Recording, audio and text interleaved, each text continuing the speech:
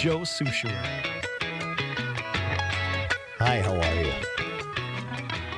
We live in strange times. Why is that, Joe? Well, you got a guy in New York, a Marine veteran named Daniel Penny. And back in, late 2023, he got on a subway car and a crackpot got on and said, I don't care if I die, I'm going to get you. And people felt threatened. And Daniel Penny intervened, put the guy on the floor, put him in a chokehold, held him till the cops arrived. And then Daniel Penny was prosecuted as a criminal, a Marine veteran. He didn't seek this confrontation. He just happened to get on a subway car, and this crackpot got on the same car. A crackpot who, it turns out, had 42 previous engagements with the police. Mostly peaceful. Was homeless, mentally disturbed, which doesn't surprise me reading about his upbringing. His mother was killed by an abusive boyfriend. The father, who never had a role in raising Jordan Neely, the guy who died, he has stepped forward only now. He's obviously looking for a payday from the racial industry, and I hope he does not get one. He's a hypocrite, disingenuous fool who never had anything to do with raising this child.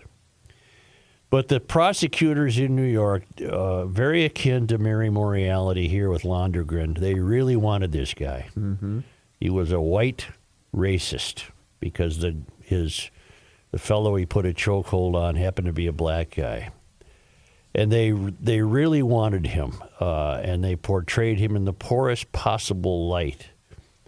And they managed to find video of Jordan Neely doing Michael Jackson impersonations on the subway platform over time, as though he was a wonderful, wonderful human being that had his life snubbed out by an evil racist who was practicing vigilantism, which wasn't the case at all. Thank God for juries.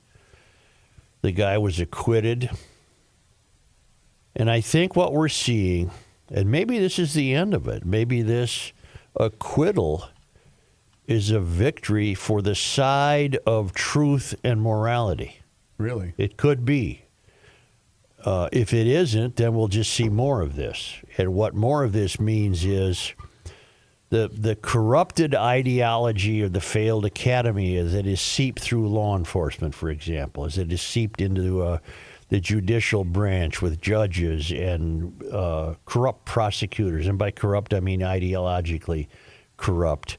That the white patriarchy must be dismantled. It must be eliminated. The country was flawed. They were old white guys, and they created a system that has resulted in unfairness for marginalized people.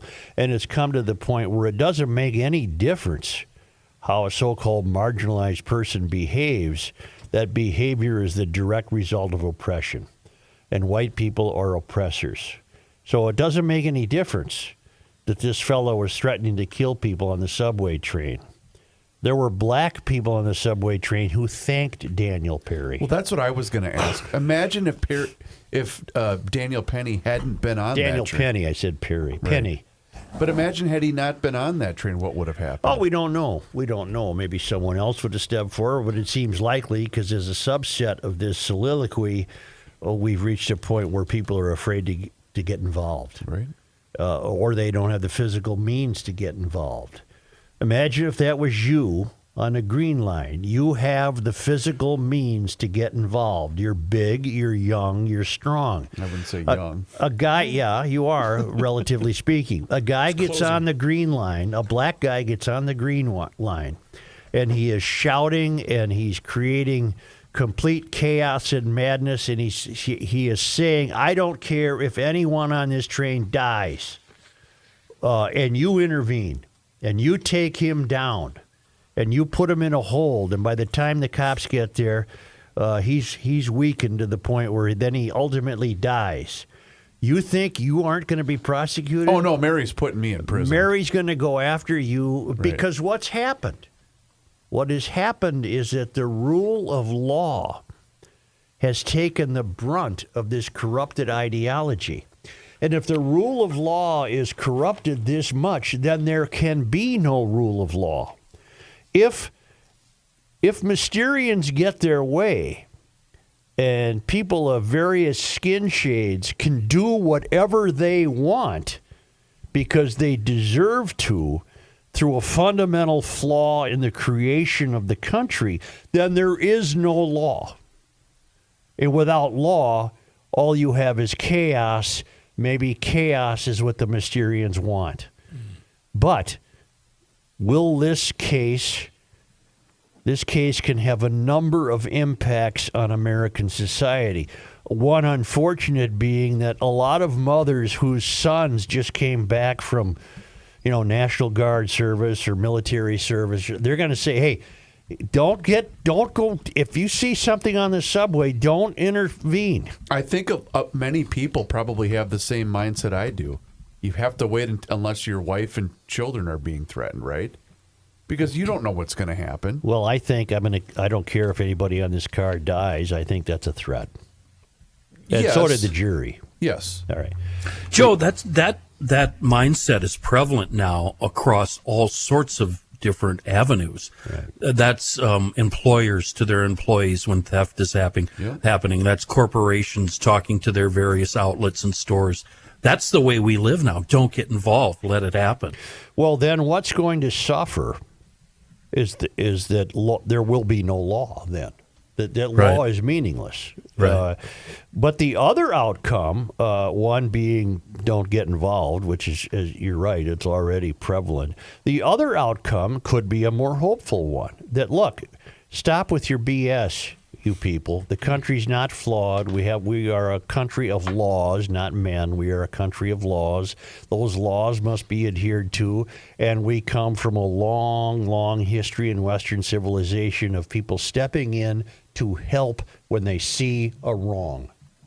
We come from a long, black, white, red, yellow people, men, women. We come from a long tradition of that's wrong, you must be stopped. Yep. Since the beginning of this country. Since the beginning of time, maybe. Yeah. And so this could be helpful in that regard. This could go to remind corrupt prosecutors who are agents of the mystery that you're not going to get away with this anymore.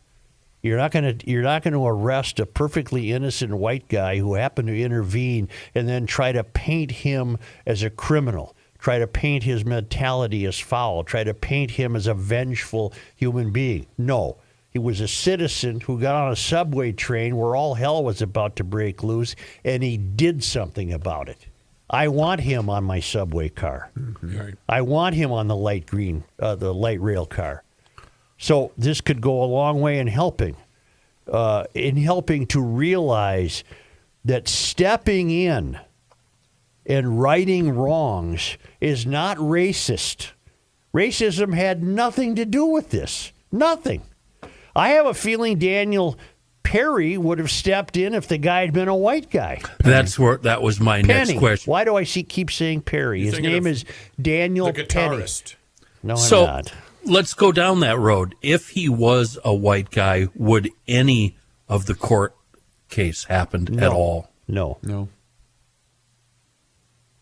That's just your opinion, but I agree with that opinion. Well, that's just your opinion, man. Yeah. Well, let's flip this out to a completely different topic.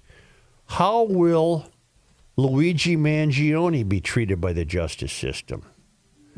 Because anti-capitalism is also is about as forceful almost to the Mysterians as racism. Isn't it interesting how politics have crept into this case? Mm-hmm. Where first this shooter I started seeing it a few days afterwards, and maybe it happened right away, where he was kind of a hero of the anti-capitalist crowds. Still is. But now we're seeing his background and his upbringing. Well, that's what's going to be interesting. How will his family's wealth, will his family's wealth be successful in mitigating how much time this guy serves in prison? Will this guy's family's wealth be excused by the anti-capitalists in this case because this guy acted on behalf of them as a Robin Hood, as a hero? Will his family's wealth, in this case by the Mysterian hypocrites, be overlooked? Because this is panning out to become calamitous, a riotous trial. He's got millions and millions of people who are approving of what this guy did. Right. Cold-blooded murder, and they're approving of it. That's why I started the show by saying we live in interesting times, if not completely upside-down times. But, Joe, everything that happens outside of the courtroom with the judge, the lawyers, and I'm assuming 12 jurors, none of that matters. All the noise that's going to happen around this case outside of the courtroom, none of that matters. It's just going to be a lot of noise. No, I understand, but it's something there that the lawyer teams and the jury selection are going to bring with them in their thinking. Once the trial starts, they may not be exposed to it, but they will have had 6 months of hearing this or a year of hearing this. Yeah. And it's going to be, unfortunately, fascinating is a word. It's going to be fascinating to see how this plays out. Are you going to bring up the protests at all? Which set of protests? Let's keep these two juggled in the air at the same time. Daniel Penny There you go. Protests were that he's a white racist and I want my money. But the marching cry on the streets is we're demanding justice for. Are we with Penny now, Jordan, or are we with no, for Jordan Neely? And Yeah. I'm thinking, Yeah, he got justice. He was wrong, and he got the justice he deserved. we went through the legal process, Yeah. ladies and gentlemen. That's what happened. No, but these Are these the same people that were pro-Palestine yesterday, and now they're just focusing on this today? Sure. Oh, okay. So when you go clock in as a protester, that's what you're. Have you guys happened to, just for the fun of it, read the different media accounts? You know, you Google this case and you see all these different versions. Depending on which website and which organization you go to, Penny's either a hero or he's the devil himself. Yeah, there's no middle ground. It's just amazing and really disappointing. He's just a human being, an American citizen who stepped in when stepping in was needed. Can I ask you something? You brought up the father, and the roommate and I, we managed to work ourselves into a tizzy last night about the father and the family claiming, that he was such a wonderful kid. Mm-hmm. Is it the American dream of people like the father to somehow strike it rich from what happened to his dead kid? I guess you'd have to say that's a new twist and an obscene one on the American dream. Well, think about all the different cases where we've seen this, where the family just isn't even in touch with the alleged victim until it's time for a settlement. None of the people defending Neely seem to have played much of a role in trying to help him. Yeah, but you read the quotes from the father and the other estranged relatives. It was, "I miss my son." Well, have you been no, missing him for about 30 years? When's the last time you saw him? His name is Andre Zachary. Andre Zachary, and he's filed a lawsuit against Penny that demands judgment awarding damages in a sum which exceeds the jurisdictional limits of all lower courts, which would otherwise have jurisdiction. Where was Zachary all these years? So it's his American dream. It's a horrible way to look at it, but this is his payday. Yeah, jackpot. This is his, he's going to win the lottery. I only know one other person who can't wait for his son to strike it rich so he can retire. But this guy actually he hands up. Yeah, he talks to his son every day, and there's a lot of love there. How you doing today, buddy? We're up. Are you any closer to retirement? But I know that there's obviously the civil part of this case, but because he's been acquitted, what leg does this guy have to stand on from a financial aspect? Well, I suppose in a civil hearing, you could come up. They'll find a lawyer to come up with a. Sure. Even remember OJ? Yeah. No, He that's was true. he was Yeah. acquitted. Yeah. He ended up paying a lot in the civil trial. So do you think this will stop the do-gooders of the future? Well, The that's peop- that's a possible outcome of this. I tend to think. I tend to think not. I want it to. You hope. I want it to be that outcome, because this BS has to stop. It does, yes. Or this country has no law. And without a law, without laws, we fall apart. But this is almost a ray of hope, is it not? In that sense, that this could awaken people to the idea that this country will not abandon law. Just like the Londrigan case, as you mentioned, Right. was a ray of hope. Well, but it shouldn't have ever gotten to where it did. True.